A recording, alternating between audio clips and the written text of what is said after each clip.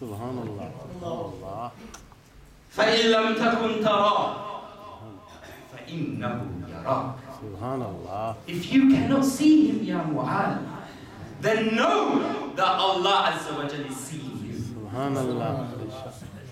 A'udulillah. Worship Allah as if you were seeing him.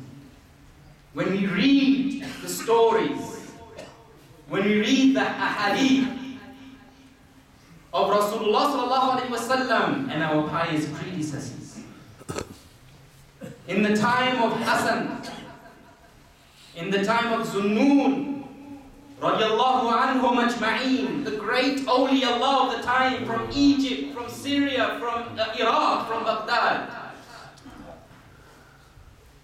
Hassan al-Basri, rahimahullah, he has said that once there was a man in my neighborhood who everyone used to respect due to his piety.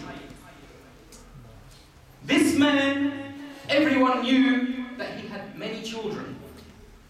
When he would engage himself in salah, he would tell his children, when I pray, you can make as much noise as you want. You can play. Go into my room and play. Don't worry about me. But when he was not engaged in salah, he would always be harsh with his children. Sit down and be quiet. Sit down and be quiet. Don't touch that.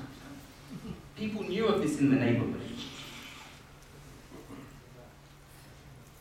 A wali of the time, his name is not mentioned, approached this wali and he said, O great man of Allah subhanahu wa ta'ala, why is it that when you are engaged in salah, it is at that time you tell your children to play and make noise, but when you are outside of prayer, you tell your children, you deal harsh-heartedly with them, you scorn them to remain silent.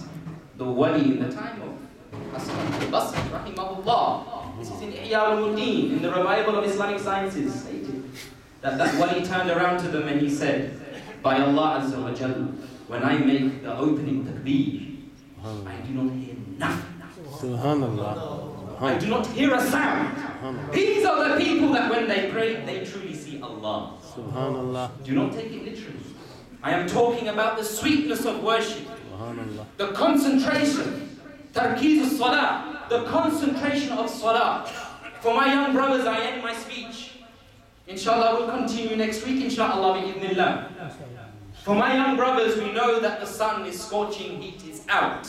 It is summertime.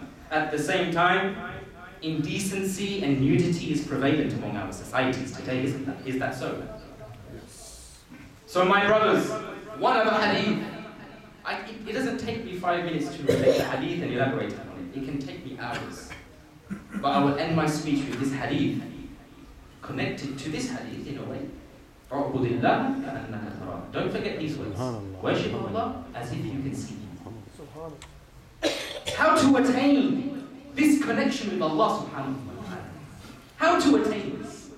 Let me give you a first example of how. There are many examples of to attain sincere concentration to Allah Azza wa Jalla. This is only one of them. قال رسول الله صلى الله عليه وسلم. For my young brothers and for everyone as well, even the married men, even my elderlies as well, my respected elders, but especially for my young brothers of Islam, my young brothers in Allah, my young brothers in Islam, my heart is for you. قال رسول الله صلى الله عليه وسلم إن النظر إلى محاسن المرء سهم مسموم من سهام إبليس فمن تركها أذاقها الله طعم عبادة السلط. Muhammad sallallahu alaihi wasallam has said, verily the regard, the view, the glance upon the charms of a woman. We see many indecencies outside. We are in a Christendom country, my brothers. We see so much fitna outside. Verily the glance of the charms of a woman, sahmun masmoon min sihami iblis, is a poisoned arrow from among the poisoned arrows of Iblis. It can kill off your iman just like that for a believer.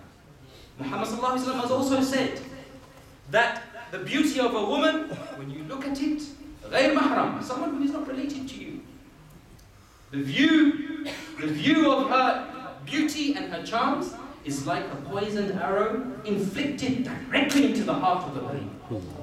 It can finish. Many awliyaullah that were once awliyaullah were finished by him. Just by glancing upon, sinful glances.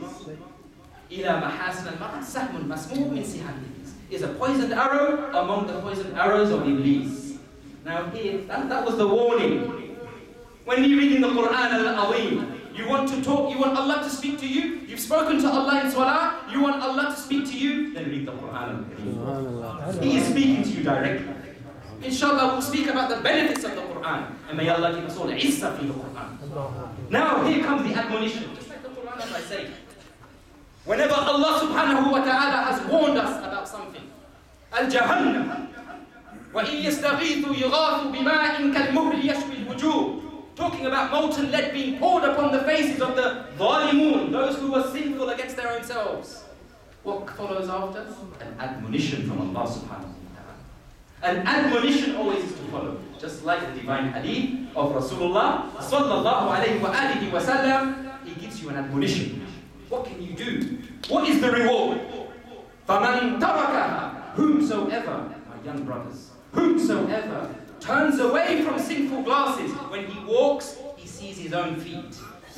He doesn't look at anything haram. He controls it for the pleasure of Allah and for the pleasure of Rasulullah sallallahu alayhi wa sallam. أَذَاقَهَا اللَّهُ تَعَلَى عِبَادَةِ. Allah grants this slave exhilaration in worship. Allah grants this slave sweetness in worship, my brothers. Just by lowering your gaze.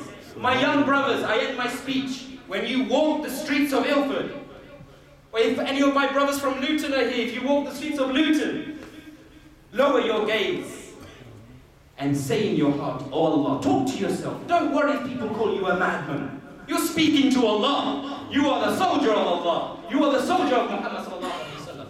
No need to worry about the nas. No need to worry about the people. Put your head down and say, oh Allah, Muhammad sallallahu alaihi wasallam, he has told me to lower my gaze, and I lower my gaze for you. Now you give me the end of the bargain. You give me my share of the bargain. You give me my share of the bargain, oh Allah, grant me this sweetness of prayer. And the sweetness of this worship is goose pimples. You stand before Allah Azza wa Jalla, the King of all kings. You tremble. Your heart becomes soft. Your tears fall and you cannot control your tears.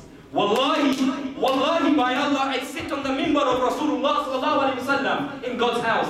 If you, my brothers, today, you leave the mosque and you lower your gaze for Allah Azza wa Jalla, I guarantee you by Isha, you will feel the sweetness of worship. May Allah grant us all increase in our hearts love for Rasulullah sallallahu alayhi wa sallam. Till our last day, may Allah bring us together as brothers. May Allah put love in our hearts, just like He placed love between the companions of Rasulullah. May Allah keep us away from lying. May Allah keep us away from backbiting. But may Allah stop us from being tyrants to one another. But may Allah make us be benefactors to one another. Well wishes for each another. This is the success, my brothers. Unity among the brothers of Deen. والله ولي العصمة والتوفيق وهو حسبي وما علينا إلا البلاغ.